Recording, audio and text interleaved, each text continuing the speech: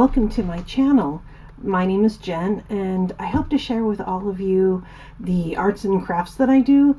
I'm also an avid reader and use a bullet journal to keep track of the books I've read. Today, as an introduction to my channel, I thought I'd share with you my 2024 reading journal as it stands right now.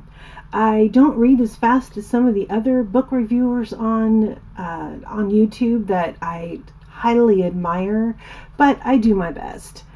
On to the journal. At the start, I have my 2024 title page. I printed out pictures of books, and then I used my Cricut to cut out the numbers. This didn't turn out quite the way I planned, but it's okay.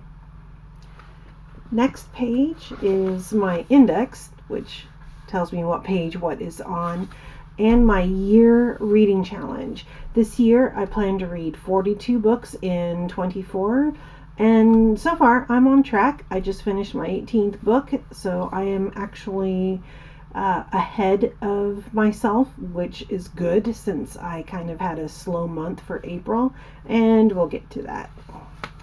Next we have my book rating system. It's called the Cawpile system, and I'll link the video in the description on for the lady who developed this rating system, and I find that it works very well. I always struggled. It's like, okay, out of 5 stars, what do I give this book? This rating helps you break that down even more to make it easier on you on your star rating. This is my series tracker, and I know it looks really messy, but when I originally wrote out the tracker, I had just the names of the series and the stars, and then I kept thinking, well, what's the next book in this series? And I'd have to go and look it up.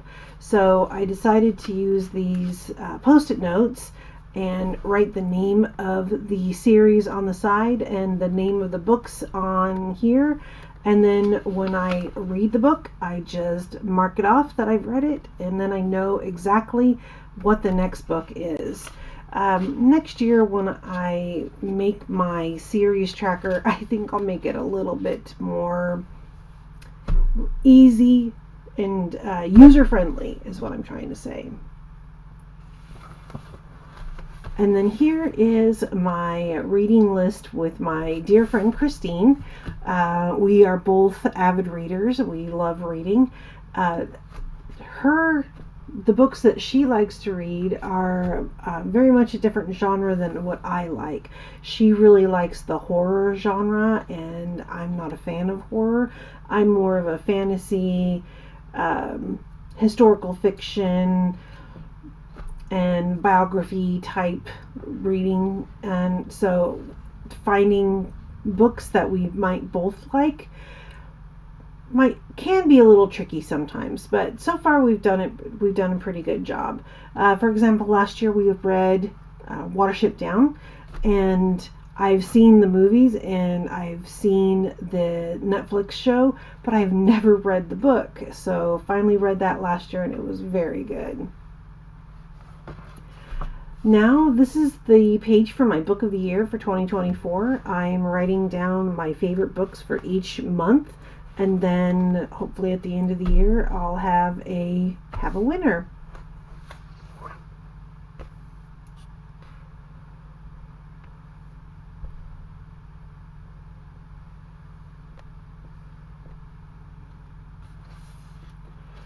And then that's followed by my reading rainbow.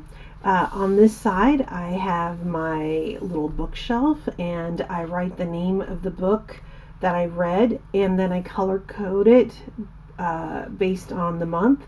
So in April it was this bright yellow, and like I said, I had a slow month.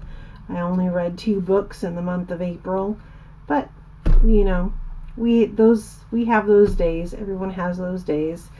But this is my key down at the bottom, and that reflects this here, this post-it note I have here that tells me the name of the color for which month. That way when I can just go into my color pencils and pick the correct color and then color them in. Now, this is January. When I first set this up, I did this large calendar spread. And then you'll see in the future months that I decided to tone that down because I didn't really need a large calendar since all I was doing was highlighting based on what I read for that day. So in January, and then I pick a highlighter pen color. These are completely random. I don't choose them based on any other thing than what color do I feel like that day. And then I write the name of the book and then that color, and then each day I read that book, I mark it with that color. And then on to my ratings. These images, I use my HP Sprocket here, and it prints out these little tiny 2x3 stick pick photos, and then I use my CAWPILE. I actually skipped a page, but that's okay. This is the 1st of January, and then I put a lot of decorations on there because oftentimes I don't know what to say about a book, but I really am going to be working on that for my blog, my book reading blog that I started, and I'll link that in the description as well if you care to follow that. And then on February, this is when I realized that I don't need a 2-page calendar spread. So I shortened it down to one calendar and I put Saturday and Sunday on one, since, to be honest, I don't do a lot of reading on the weekends because I am usually tied up doing other errands and things around the house. So I don't tend to read a lot on the weekend unless I've got the free time or something's going on, or if we're on a road trip, something to that effect. And anyway, February was Black History Month, so I found this silhouette online, and then I cut it out with my Cricut to make this pattern, and then again used my HP Sprocket to print that out as well. And then I just fill it up with different stickers and embellishments. And so February is Black History Month, so I tried really hard to read a lot of authors, Black authors, or read more about Black history. So this I highly recommend the 1619 Project to anyone who would like to learn more about our country's history, as far as how we treated Africans when we first brought them over, up until today. And I cannot suggest a better book to read for Black History Month than the 1619 Project. And then I read N.K. Jemisin, who is a Black author. I love her books. She's a very good author. And then Barack Obama, classic man right there.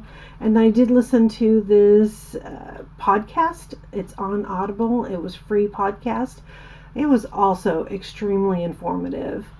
Not quite a book, but I still added it as a book that I read, since it was educational and informative.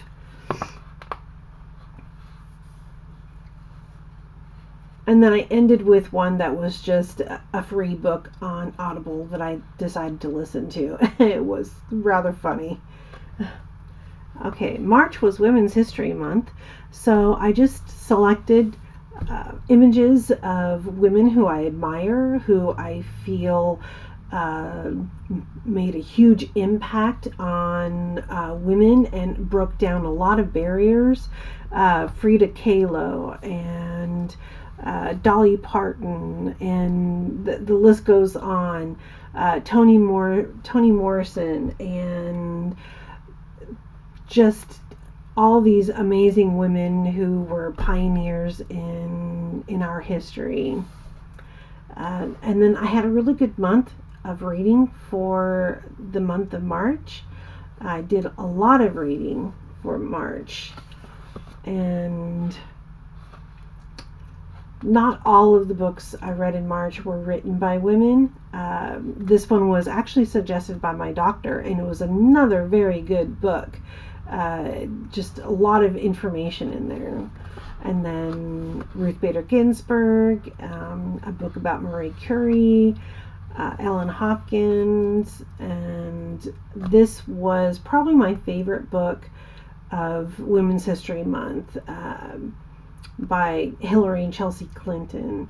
It was amazing. They mentioned and talked about, I don't know how many women in this book and what they did. Many things that I didn't even know. I learned a lot from reading this book. And then this is one of my favorite series that I'm desperately waiting for more. And then we move on to April, which I did a kind of floral feeling for. And like I mentioned, April was kind of a slow month. It took me a long time to get through just 2 books.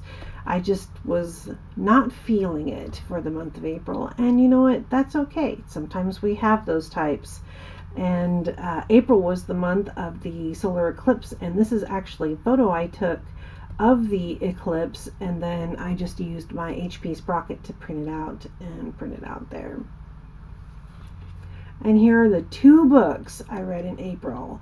I have not done a review of Gideon the Ninth yet. I just finished it yesterday, and hopefully I will get to that today. And again, I'll be starting my new reading review blog, and I'll link that in the description. And that's all I have of my 2024 reading list. I have not planned out my May spread yet, and that's something I need to sit and think about, but I will hopefully get that done later today, and I'll share some pictures with you. All right, and that is it for me today. I hope you enjoyed this video. I hope you come back and watch more, and thank you so much for tuning in today.